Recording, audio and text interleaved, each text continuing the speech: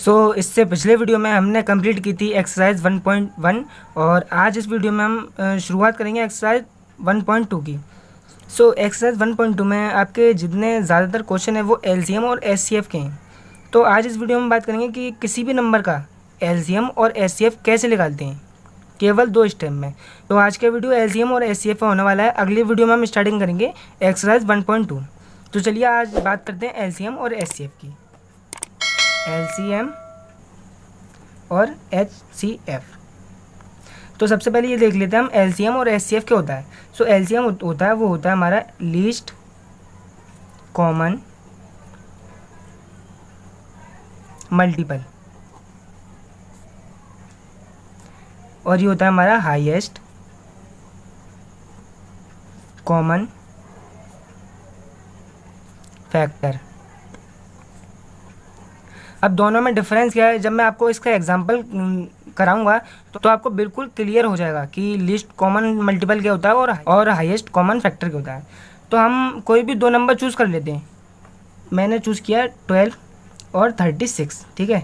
अब क्या करते हैं, हम इनके प्राइम फैक्टर करते हैं। फैक्टर करना तो आपको आता है, फैक्टर कैसे करते हैं वो इस तरीके से करते हैं। यहाँ लिखेंगे 12, ठीक है, इसको 2 से कैंसिल करेंगे, यहाँ आएगा 6, फिर 2 से करेंगे 3 और फिर 3 से कर देंगे, यहाँ आएगा 1।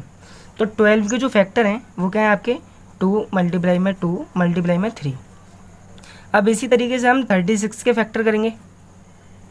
तो 36 के फैक्टर आएंगे आपके, यहाँ आएगा आपका 18, फिर आएगा आपका 9, फिर आएगा आपका 3 और फाइनली आपका 3, ठीक है। तो 36 के जो आपके फैक्टर आए हैं वो आए हैं 2 मल्टीप्लाई में 2 मल्टीप्लाई में 3 मल्टीप्लाई में 3।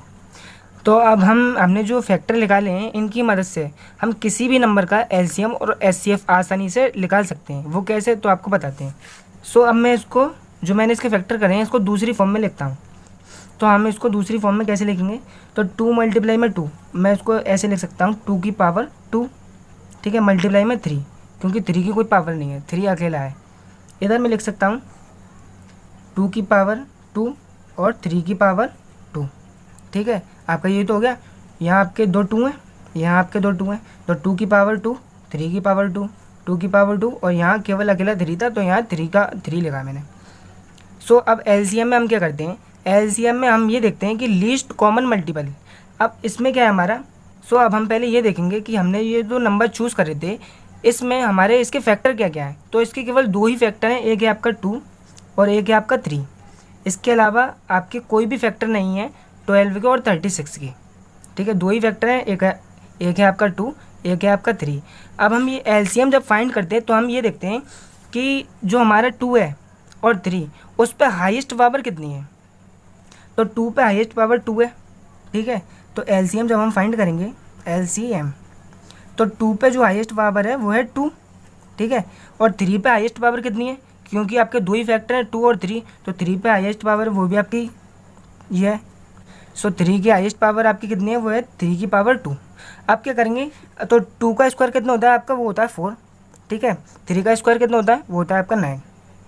जो इसका एलसीएम आएगा वो आएगा आपका 36। आपने कितनी आसान तरीके से इसका एलसीएम निकाल लिया, ठीक है। बहुत ही ईजी तरीका था। आपको क्या करना है, जो भी आपको नंबर दिया पहले उसके आपको फैक्टर करने हैं। जब आप एलसीएम निकालें तो आपको ये देखना है कि जो हमने फैक्टर करें उसमें आप उसके कौन कौन से फैक्टर हैं। तो इसमें केवल आपके 2 ही फैक्टर थे, एक था आपका 2 और एक था आपका 3।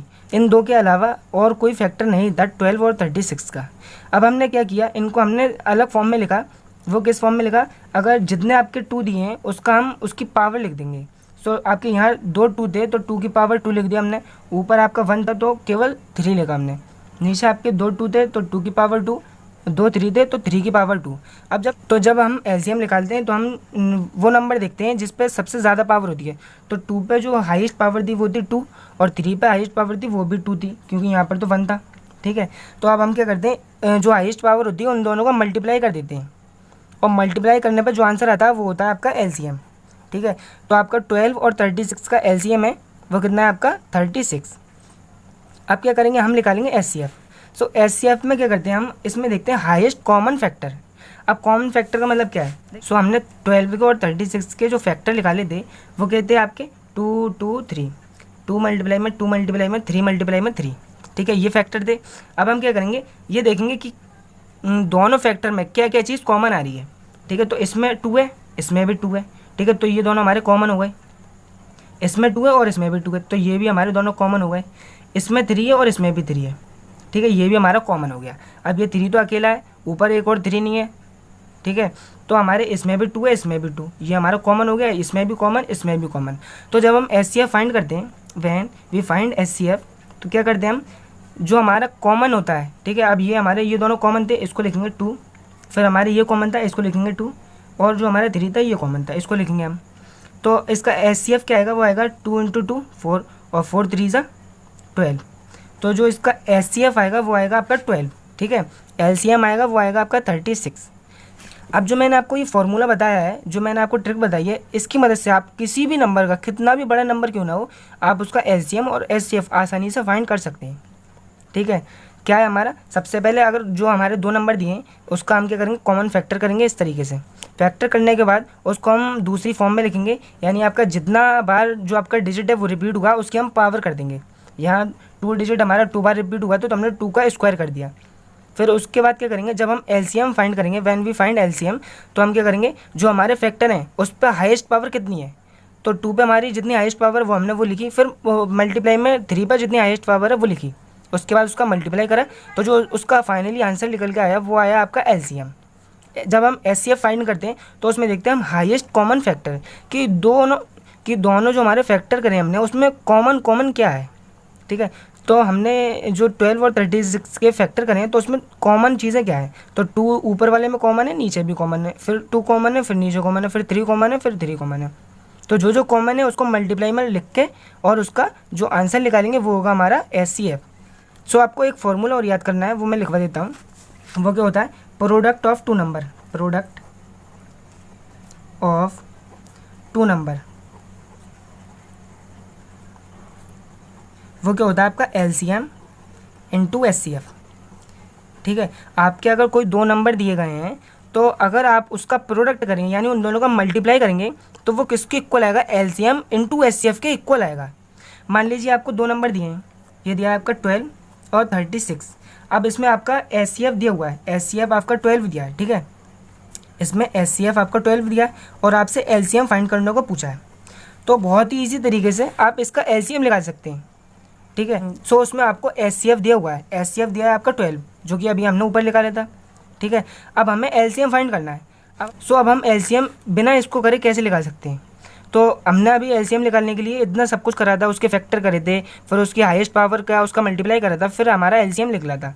लेकिन हम बिना इसके भी LCM निकाल सकते हैं जब हमें HCF दिया होगा।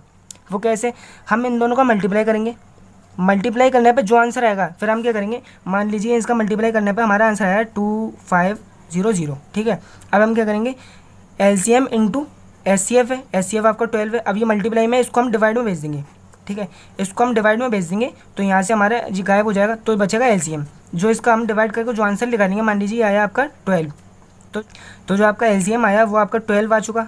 तो इस फॉर्मूले से भी आप किसी भी नंबर का LCM और HCF फाइंड कर सकते हैं। Product of 2 number equal to LCM × HCF। जब आपको LCM दिया गया है तो आप HCF निकाल सकते हैं, अगर आपको HCF दिया गया है तो आप LCM निकाल सकते हैं इजी तरीके से।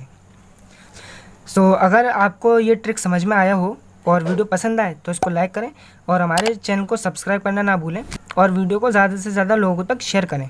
अगली वीडियो में करेंगे एक्सरसाइज 1.2।